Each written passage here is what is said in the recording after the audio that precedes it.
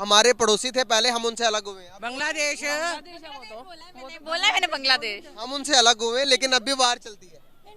India नहीं war चलती है रशिया। अभी भी हम लड़ रहे हैं उनसे, अभी भी। अगर कोई हमारा कबूतर भी चला जाए तो वापस गोलियों से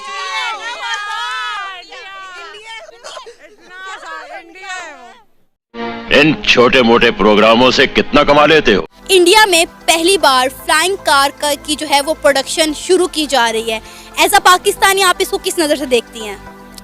अब देखें, बीइंग अ नेबरिंग कंट्री, ठीक है, इंडिया भी हमारा नेबरिंग कंट्री है और हमें एक दूसरे की प्रोग्रेस से जेलस नहीं होना चाहिए, लेकिन ये बड़ी अच्छी बात कही आप। ठीक है, मैं अपने हुक्मरानों को इस टेक्नोलॉजी को देखते हुए यही कहूँगा कि बाखुदा अपने आपसी मसलों को, आपसी लड़ाइयों को और आपसी झगड़ों को ख़त्म करके बराए मेहरबानी आवाम का कुछ सोचें, मुल्क की मईशत का कुछ सोचें, इकॉनमी का कुछ सोचें। अगर हमारे दूसरे मुसलमान कंट्रीज आगे नहीं कर रहे हैं तो हमें भी चाहिए हम इस तरह काविश करके मिलजुल के एक नेशन बन के काम करें। पैसा ही पैसा होगा। आपने ये बात की कि दुनिया हमें किस नज़र से देख रही है, खुदा की कसम दुनिया हमें एक कार्टून की नज़र से देख रही है।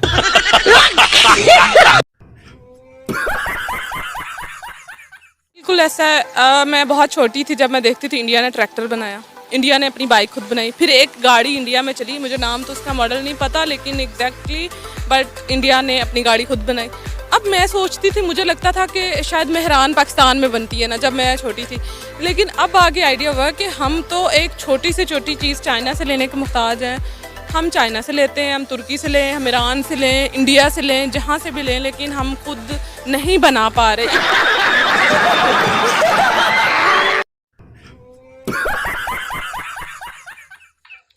हेलो फ्रेंड्स, जय हिंद, राम राम। कैसे आप लोग? थंबनेल के माध्यम से आप लोग को पता चल ही चुका होगा कि एक टैक्सी के बारे में बात हो रही है जो इंडिया ने बनाया, और वो टैक्सी रोड पे भी रन कर रही है, हवा में भी फ्लाई कर रही है। तो आप लोग देखिए किस तरीके का कि इंडिया ने डेवलपमेंट किया, और इसी पे चर्चा पाकिस्तान के मीडिया में हो रही है, वहाँ की जनता में चर्चा हो रही है कि किसने बनाया। तो वहाँ की जनता से पूछा जा रहा है कि ऐसा टैक्सी कौन बना सकता है। तो वहाँ के लोग हैं जो कोई अमेरिका का नाम ले रहे हैं, कोई जापान का, कोई सऊदी का, ऐसा करके अलग अलग कंट्री का, बट इंडिया को लोग नहीं जान रहे कि इतना डेवलपमेंट ऐसा कर सकता है।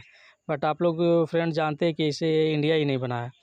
तो वहाँ के मीडिया में चर्चा हो रही है कि इतना डेवलपमेंट तो इंडिया नहीं है, बट ऐसा नहीं है, हम लोग बहुत आगे बढ़ चुके हैं, ऐसा पाकिस्तान की तरह भिखारी नहीं रह चुके हैं। ठीक है, तो आप लोग देखिए वीडियो में और आगे एंजॉय कीजिए कि इस तरीके से वहाँ की मीडिया, वहाँ की जनता इसके ऊपर बात कर रही है। और ये कितना खूबसूरत सा नज़ारा। इससे देखिए, शॉर्ट डिस्टेंस के लिए आप सिंगल डबल मैंस आप शॉर्ट डिस्टेंस के लिए जा सकते हैं इस पर किराया करके।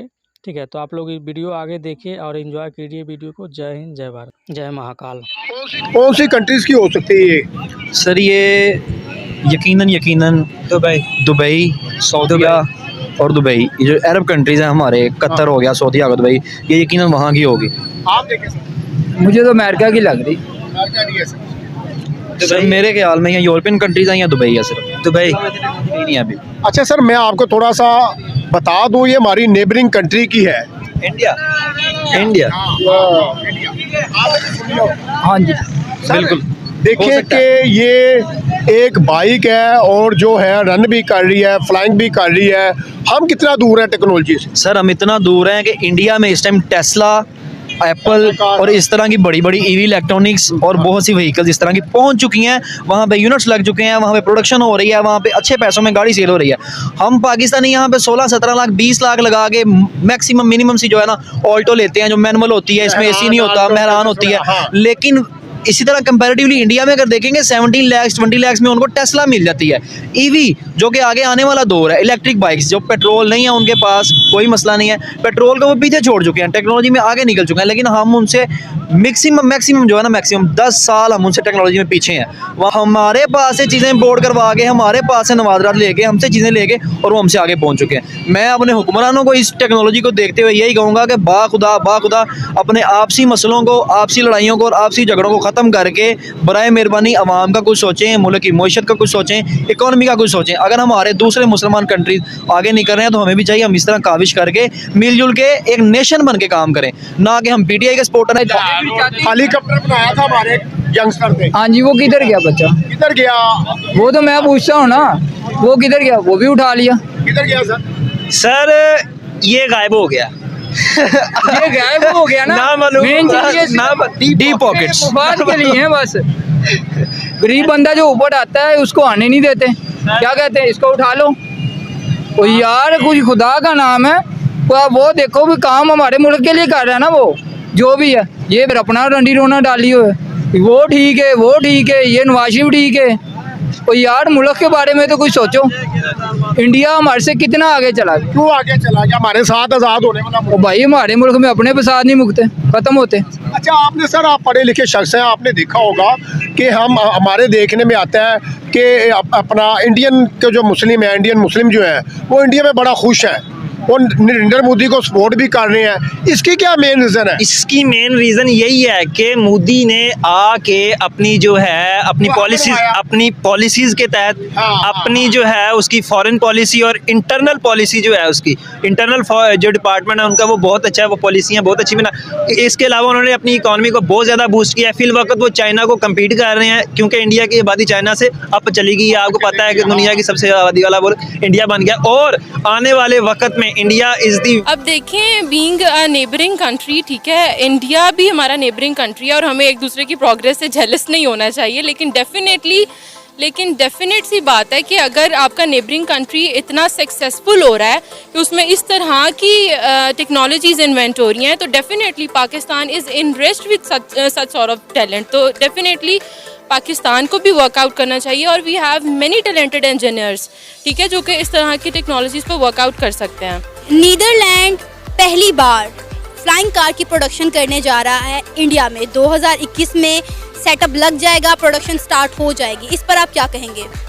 पाकिस्तान में भी ये होना चाहिए, लेकिन बेसिकली यहाँ पे हम वो सहूलियात भी फ्राहम नहीं कर रहे हैं। हमारे पास उस लेवल के उतने अच्छे इंजीनियर्स भी मौजूद नहीं हैं। और सबसे बड़ी वजह यह है कि इंडिया ने एक स्पेसिफिक एक नीश चुन के साइंस के ऊपर काम किया। उनके जो साइंस के मिनिस्टर थे वो मैट्रिक पास थे, लेकिन जिस दिन वो मिनिस्टर बने उन्होंने कहा कि हमने दुनिया को लीड करना है और आज वो आईटी में, साइंस में, स्पेस में लीड कर रहे हैं। पाकिस्तान में उस तरह का उस जो है इमोशंस रखने वाला, वो जज्बात, वो पाकिस्तान के लिए मोहब्बत रखने वाला कोई बंदा आया ही नहीं है। अभी हमारे जो साइंस एंड टेक्नोलॉजी के मिनिस्टर थे फवाद चौधरी साहब हैं, उन्होंने भी इस हवाले से कोई काम नहीं किया। लेकिन अगर उन्होंने करने की कोशिश भी की तो हम उनको आगे जाने नहीं दे रहे हैं, उनको काम करने नहीं दे रहे हैं। अगर रोते हिलाल के हवाले, कमेटी के हवाले से बात की जाए, वो हमारे मौलवी उनके खिलाफ उठ जाते हैं। उसके अलावा अगर वो बात करते हैं यूनिवर्सिटीज़ के अंदर कोई एजुकेशन के हवाले से भी कि होनी चाहिए, तो उसके भी खिलाफ आए थे। हम यहाँ पे आज तक सेक्स एजुकेशन नहीं ला सके हैं पाकिस्तान के अंदर, जो बड़ी इंपॉर्टेंट है। तो टेक्नोलॉजी उसके बाद आती है, तो हम उसके अंदर, और उसके बाद सबसे बड़ी चीज़ है कि हम सफारती सतह पे हमारे ताल्लुकात ही नहीं बन सके आज तक इन ममालिक के साथ, हम रख ही नहीं सके हैं ताल्लुकात। हम वो कंट्री हैं जिन्होंने पेपाल को निकाल के बाहर फेंक दिया। हम वो कंट्री हैं जो आज तक अमेज़ॉन को पाकिस्तान में नहीं ला सके। तो फ्लाइंग कार्स तो बहुत बात की चीज़ है। फ्लाइंग कार्स आ जाएंगी, उसको बाय कैसे करेंगे? मेरे पास पेपाल नहीं है, मेरे पास पैसे भी हूँ, मैं कैसे बाय करूँगा अगर मैं बाहर से भी कुछ लेना चाहता हूँ? तो ये वजह है, पहले हमें छोटे स्टेप्स उठाने पड़ेंगे। पेपाल लेके आएँ, अमेज़ॉन को लेके आएँ, कोई एक बंदा लेके आएँ जिसको साइंस एंड टेक्नोलॉजी का पता हो।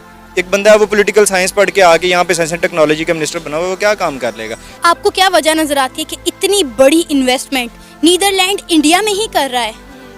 उसकी लेकिन एक वो फ़ज़ा तो बनी हुई है ना। दूसरा हमारा ज़रा पानी का मसला, हमारी बिजली का, कहते हैं ना बद अच्छा बदनाम बुरा। तो कुछ सालों से पाकिस्तान में ये हो रहा है कि हम पूरी बिजली नहीं दे पाते इंडस्ट्री को। इवन जो बहुत सारी इंडस्ट्रीज़ पाकिस्तान में थी वो बांग्लादेश शिफ्ट हो गई, इंडिया शिफ्ट हो गई है इंटरनेशनल पिछले 4 सालों से।